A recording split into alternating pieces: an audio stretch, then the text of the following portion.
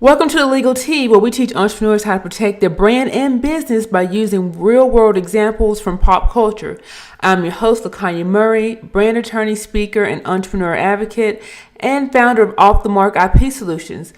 Off the Mark IP Solutions is a boutique intellectual property firm that assists clients throughout the United States in protecting their brand, content, and ideas through trademarks, copyrights, and patents. Hey, listen, we got a good one for you today, so let's get started.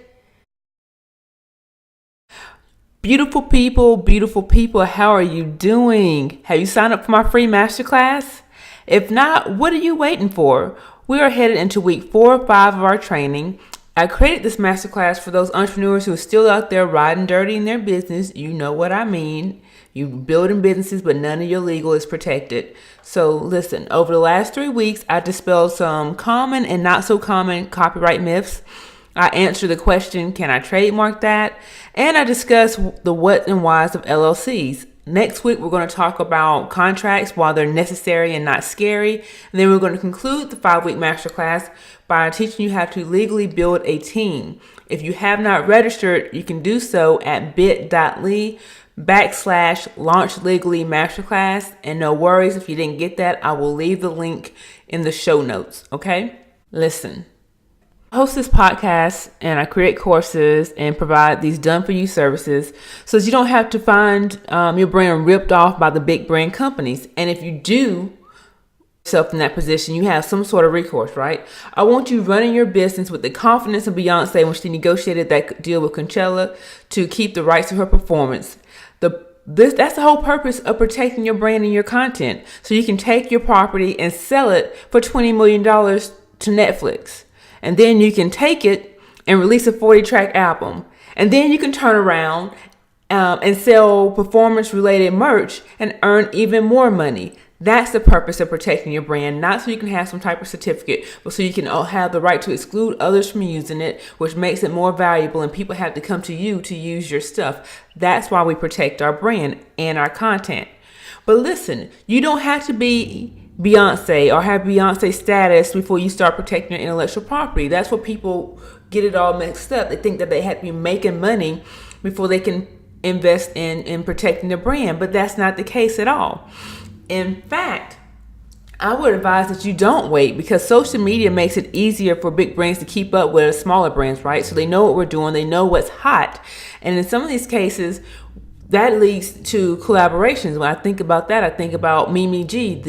She teaches people how to make their own clothing, and now she has a licensing agreement with the what's it called? The pattern makers, Simplicity, right?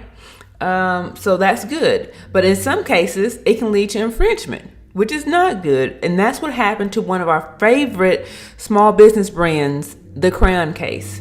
The Crayon case, right? You guys remember her. The Crayon case is owned by Renelle Stewart, better known as Supercent. The Crayon case is best known for earning over $1 million in 90 minutes during the Black Friday shopping holiday. Y'all remember that? 90 minutes, over $1 million. And that was the first time she did it, but I don't think it was the last. I think she did it sometime this year as well. Amazing, right? People go hard for her. She has an amazing brand. And although her brand is the Crayon case, Super made it very clear that her brand is not about crayons, but rather the school supply theme that all her products are created around. So if you look, she has the book bag, she has her eyeshadow pencil brushes that are shaped like pencils.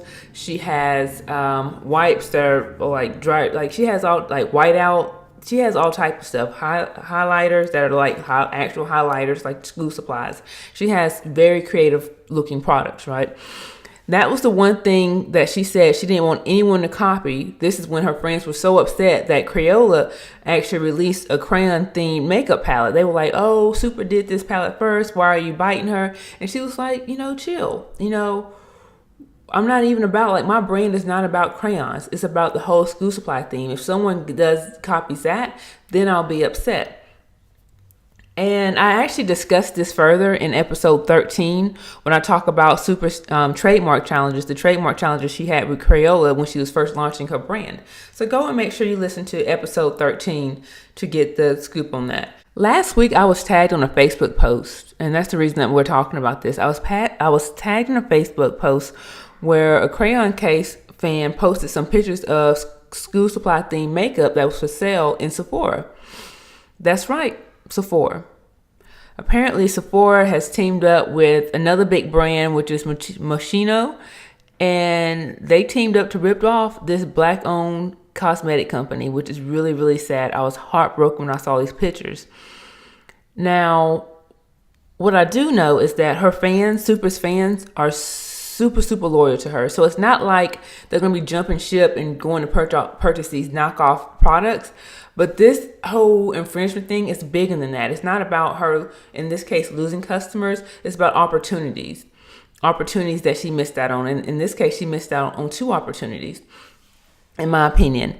And you guys, I'm just going to take a pause right here. You guys remember that as we're listening to this and we're talking about this, I'm giving you information. None of this is legal advice. It is information so that you can take it and make informed decisions, so that when you do talk to an attorney, you can say, hey, what about this? What about that? Like, now you know what questions to ask. So that's the whole point of the podcast and everything that we do, is to provide this information. Anyway, so in my opinion, I feel like she missed out on 2 huge opportunities because her brand wasn't protected. And I'm not talking about the Crayon case or any of the names or slogans that are associated with her brand, because Super actually has registered several word and logo trademarks. But like most new business owners, she doesn't understand or seem to be aware that trademarks protect much more than words and logos. We've seen brands like Pillsbury register trademarks for the giggle that the doughboy makes. You know, when he goes, that's a registered trademark. T-Mobile Cellular has a trademark for the magenta pink that's used in their marketing. The Dry Bar, the blowout, the salon that does blowouts, they have a registered trademark for the design of its salons. And Pepperidge Farm has a registered trademark for their goldfish-shaped snacks. My kids love those snacks. And Play-Doh has a trademark for the scent of the modeling clay. And we call it modeling clay because it would be a trademark no-no to refer to all modeling clay as Play-Doh. So it's called modeling clay and the brand is Play-Doh. So just as these companies took steps to protect the various aspects of their brand that were unique in their market, the same options are available to you and me. If Super's biggest concern was that someone was copying her school supply themed packaging, she could have taken steps to protect it through a form of trademark registration known as trade dress. Trade dress is a type of trademark that refers to the image and overall appearance of a product. It protects the visual aspects of the brand's product or packaging. Y'all know what I'm about to hit you with next, right? You know what I'm about to hit you with, right? The elements. And just remember that elements are fancy words for a checklist. And here's the checklist of what you must have to qualify for a trade dress protection. And it's really simple. It's only 2 things. The first thing you have to have, just like a trademark, is that it has to be unique. So the visual appearance that you're trying to protect, it has to be unique. When people see that, they have to be able to identify what they're looking at with your company. So when people see the school supply theme makeup, we think of Super. Nobody else is doing that. Nobody even thought about doing that. And the only reason Sephora and these other people came together to create this is because they saw how much money she was making. I mean, $1 million in 90 minutes. They were like, yeah, I want some of that. And they thought, see, this is what they thought. This is where protecting your brand comes into play.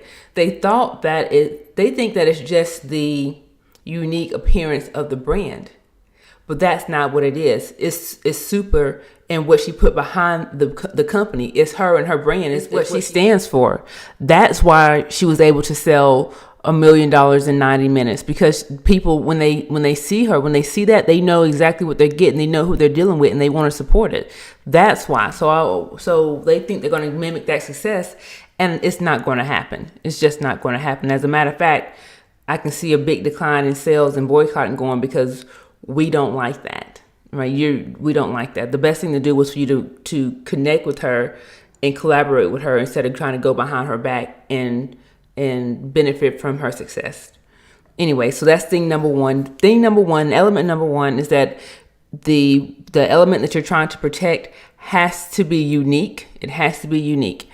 Number two is that the features that you're looking to protect, they cannot be functional, meaning that if the feature is necessary in order for the product to work, it cannot be protected. In this case, the makeup brush, I'm just using that one as an example, doesn't have to look like a pencil in order for it to work, which is why it will qualify for trade dress protection.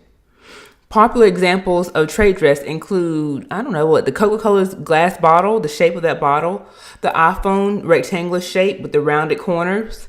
What else? What we talked about before when we were talking about the dry bar registering the shape of its, or the design of it, the layout of its store.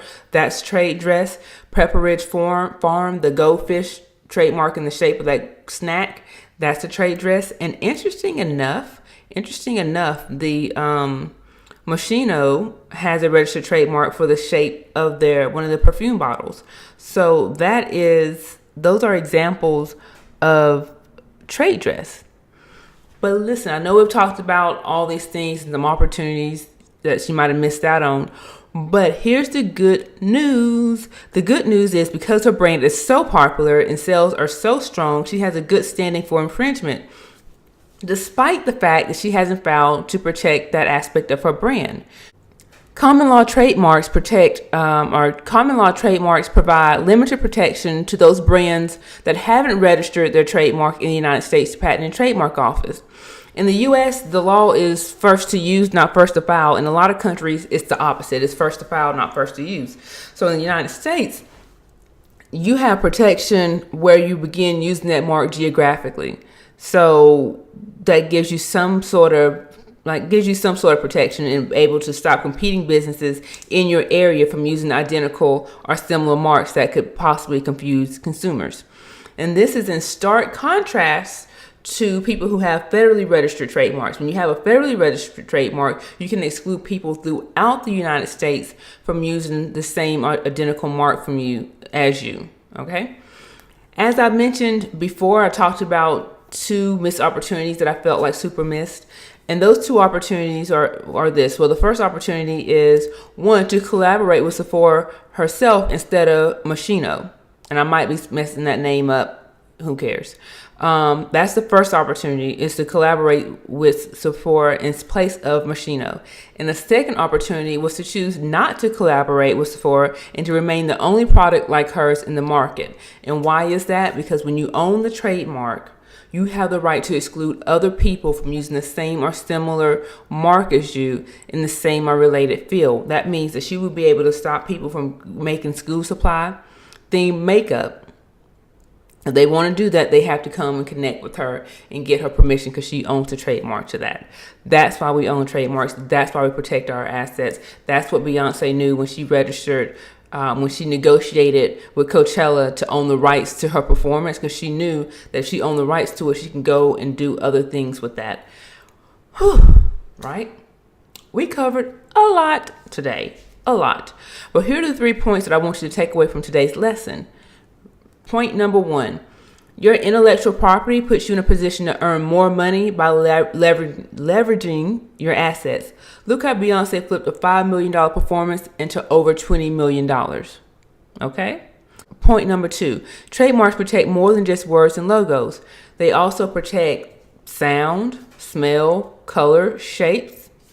We talked about examples of all these in today's lesson. And number 3, while common law trademarks offer some protection, you're going to need a federally registered trademark in order to exercise your authority to exclude other people throughout the United States. So if you're building a brand that's doing work outside of just your state, you're going to need a federally registered trademark. Listen, if you are looking for help in any of these areas, contact me, contact my office, and I will really be glad to help you. You can go to iprotectbrands.com and schedule an appointment, and I would love to talk to you, learn more about your business, and come up with our strategy to help you protect your assets. Do not forget to register for our masterclass. Listen, the masterclass ends on March the 6th, and on March the 8th, all the free content will be removed because you've had 5 weeks. You've had 5 weeks to get the information. So after that day, the information goes away. That's all I have for you beautiful people. Take care.